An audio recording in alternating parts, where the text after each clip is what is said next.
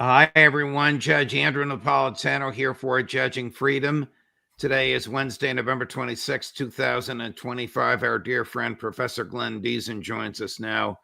Professor Diesen, thank you very much for your time. We have 8 shows today and appreciate very much the time you're able to give us and accommodating our crazy schedule.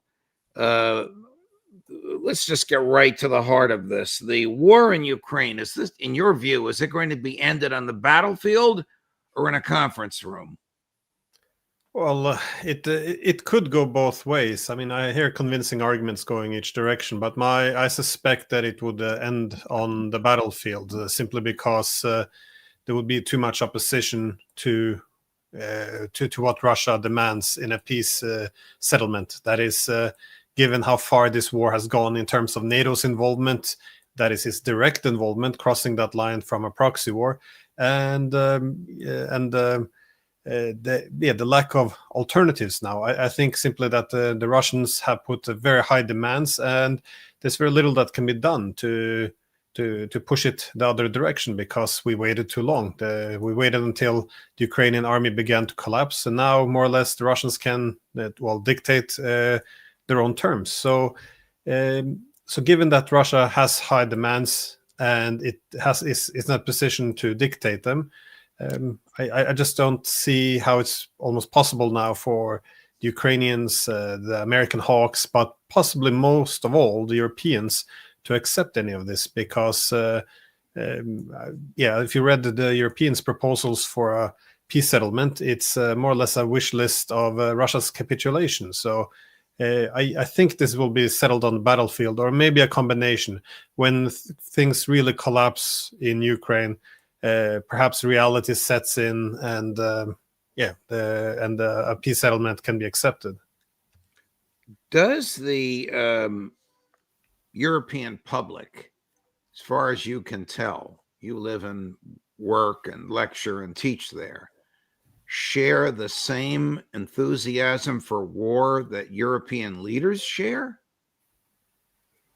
Well, in most wars, the governments are able to drum up a lot of public enthusiasm, excitement in the early stages, but you see it's dropping off for a variety of reasons. I think more and more people are realizing that the massive propaganda campaign, the war propaganda, they've been exposed to, that not everything is correct. Again, they were told for almost 4 years that Ukraine is winning, Russia's taking much higher losses.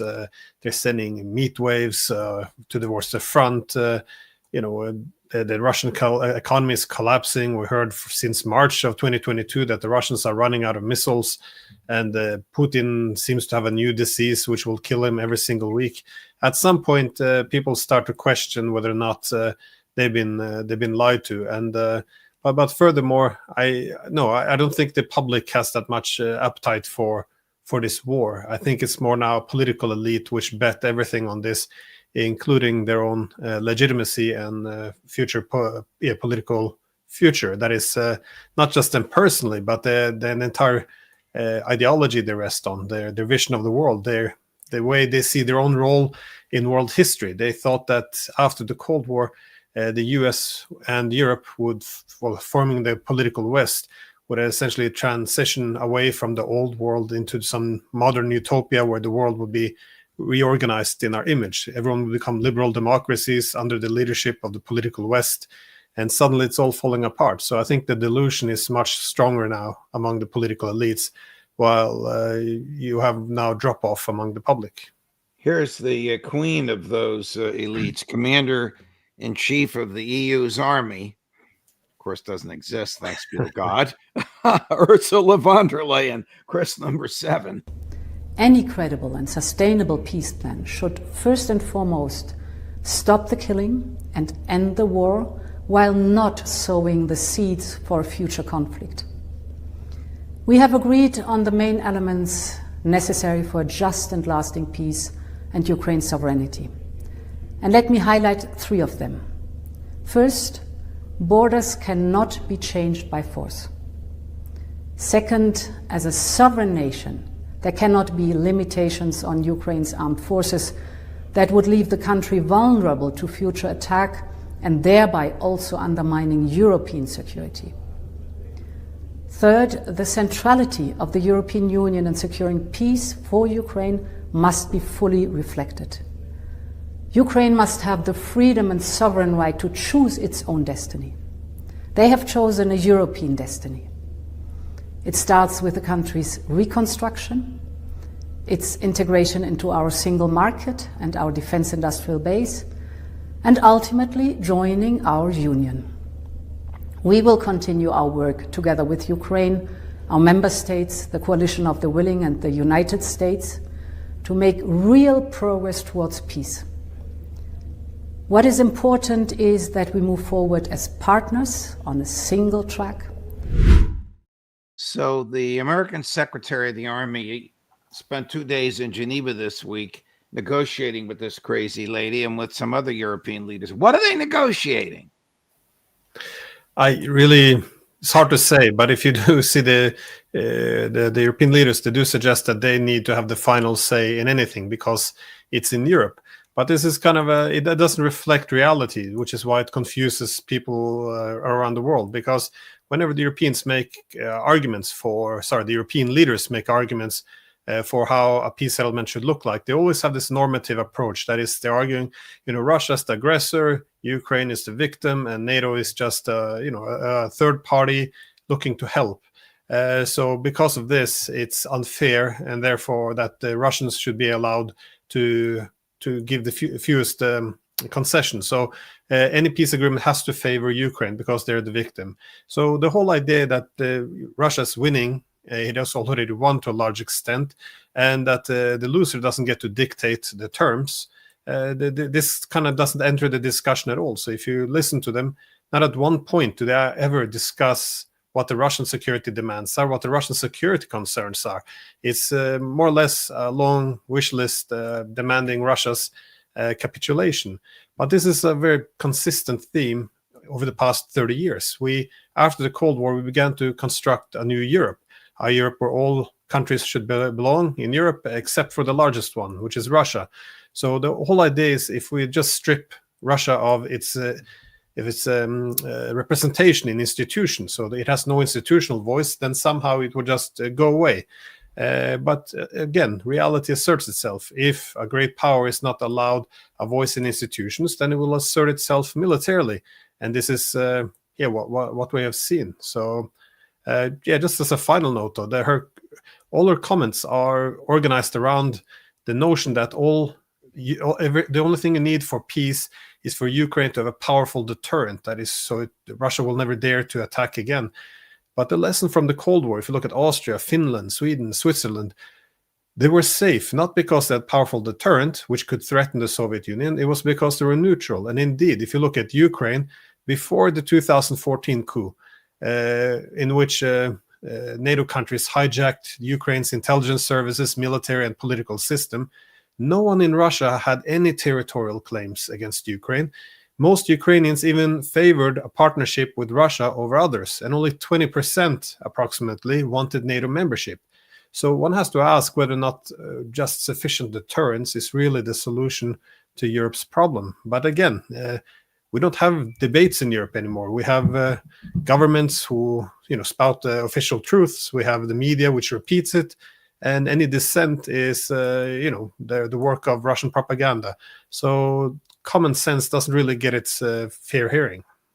The European leadership, really don't have any leverage here, do they? Other than perhaps the theft of Russian state funds, which fortunately the Belgians are not going to permit the lion's share of it, which is in their bank, to be stolen. But what that's why I said, what is the Secretary of the Army negotiating for? What leverage do the European leaders have?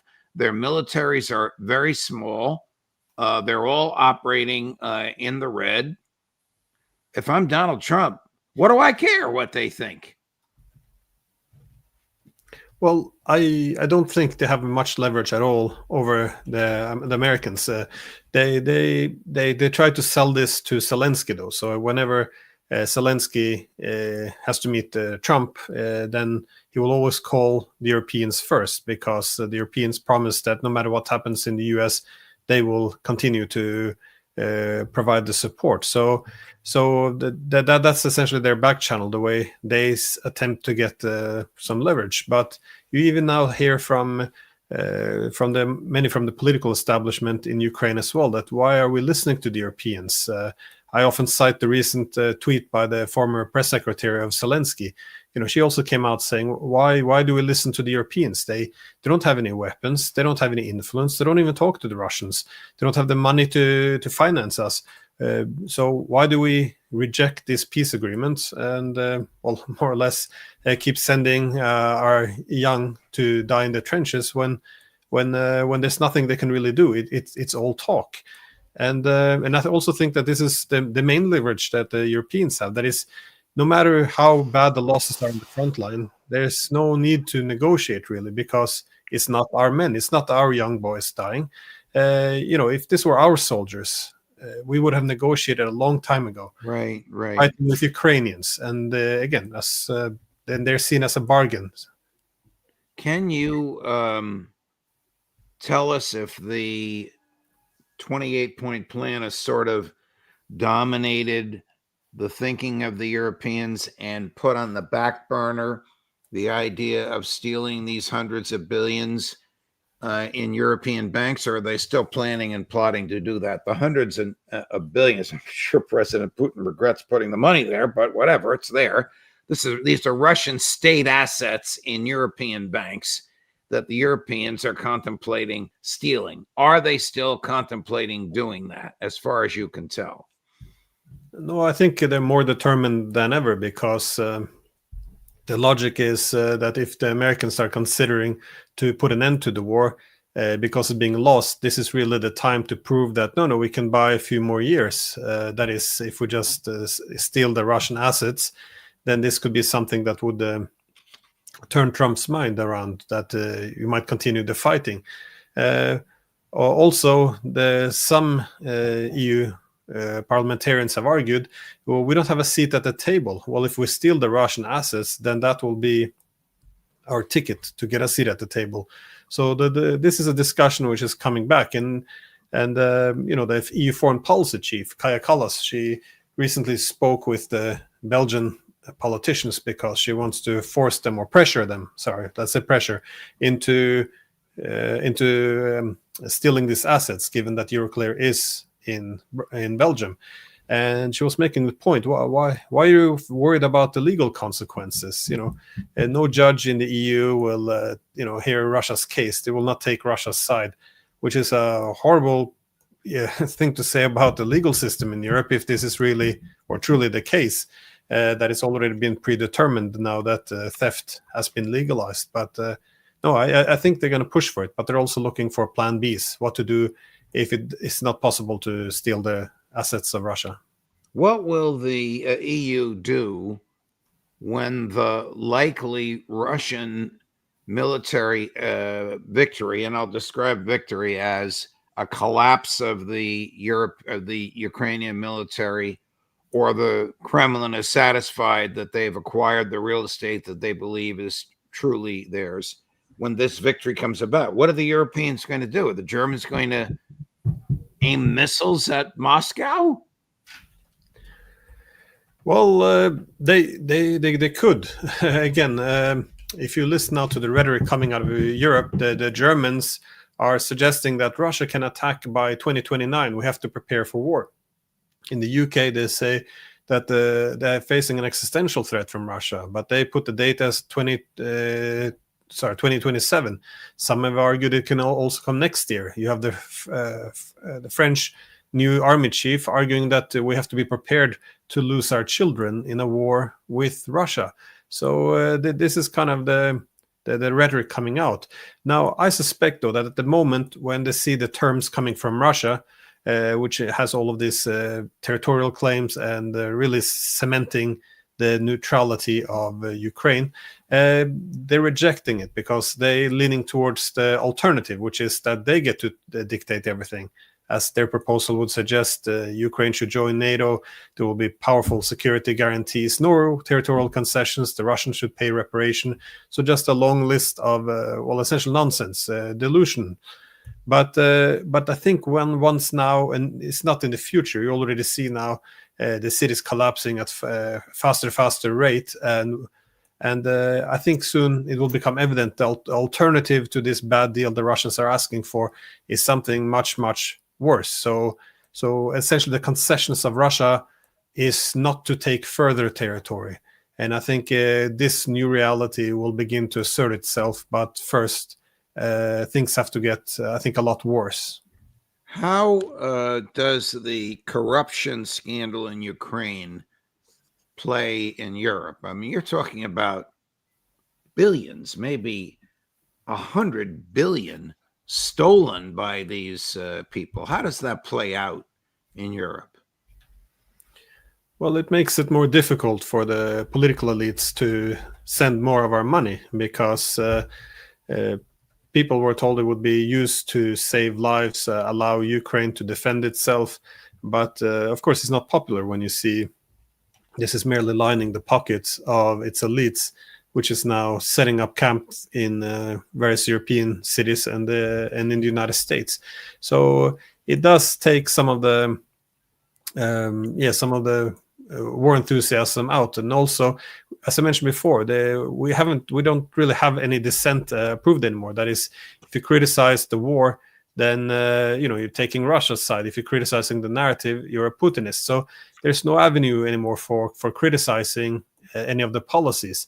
And if you say that Zelensky is not the second coming of Churchill, and this is not a shining or beacon of democracy, which Russia just couldn't stand to have democracy on its border, well, then it will also be propaganda. But now that you have this huge corruption scandal, it's in everyone's faces, that narrative has to change, and it does open up for some criticism in terms of whether or not we should continue to finance this.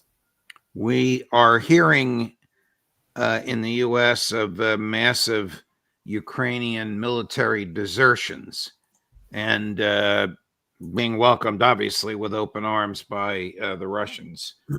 Are you familiar with this? Is this covered in the press in Europe? I think it's covered to a greater extent in the United States, because in the U.S. there are more political and media movements which challenges the logic of continuing this war. But no, it's not that popular. Of course, you see it being used very heavily from the Russians, as you suggested. So the whole idea of Zelensky and his ilk, buying their golden toilets. I mean, the Russians are using this for everything it's worth, obviously, because again, for 3.5 years, they were told that Zelensky was the best Democrat there was. So of course they're going to use this to undermine the credibility of the Ukrainian leader. But this is the problem. Reality should have some merit of its own, and at the moment, if you support the war in Europe, you can't say anything that might undermine the legitimacy. So all the rhetoric coming out of the media and from the politicians, they have one common denominator, that is maintain public support for the war, which is why you can't say anything negative about Zelensky. You can't say anything negative about the way he's dragging Ukrainians out of their homes to send to the trenches. You can't talk about the corruption until now recently. You can't talk about their losses. You have to pretend as if the Ukrainians aren't suffering. You have to exaggerate the Russian losses. So this one common denominator is always keep public support for the war. And I think that's why the corruption scandal is very critical now, because there's no denying this. The German Bundesrat has been talking about cash for the Ukrainians to help them quickly build some sort of infrastructure so they don't freeze to death during the winter. Where would they get that cash? Would they have to borrow it? Well, the Europeans are starting to go into the red now. That is, I'm not sure where the cash would come from. If you look at the economy in Germany, for example, it's not doing well at all. And part of this is, part is the sanctions, which they cut themselves off from Russia. Part of it's also the destruction of Nordstream, in which the Germans have to look the other way. It's also, given that they have a growing security dependence on the US, the US has also been able to, essentially convert this into political and economic loyalty. So the Germans have to also cut their economic ties with China and other centers of power. So overall, the economies in Europe are doing quite poorly. And as they're doing poorly, they have better offers coming out of the United States if they move their businesses across the Atlantic, or some going to China. But either way, there seems to be a systemic decline in the European economies. So given this, that is their industry, they're deindustrializing, they haven't adjusted to the new digital or fourth industrial revolution with this new digital technologies. Overall, things are going very bad. So this is really not a very good time to start handing out money and trying to fill the shoes of the Americans in terms of supporting Ukraine. You mentioned a dispute that I hadn't thought about in a while, Nordstream. Does the German leadership, not publicly, but amongst themselves, acknowledge that it was the Americans that destroyed the Nord Stream pipeline? Well, I think it was 2 years ago. There was a article in the Washington Post when they cited a European diplomat, and he said, well, we learned that we're not going to like the answers we get, so we stopped asking the questions. And I think that summarizes nicely. Well, they know that, first we were told it was Russia because it had to be Russia. This is out of the Russian playbook, which is apparently to blow up your own infrastructure. And this is why we had to escalate in Ukraine. This is why we had to militarize the Baltic Sea. Then we're told that, well, actually, it wasn't Russia.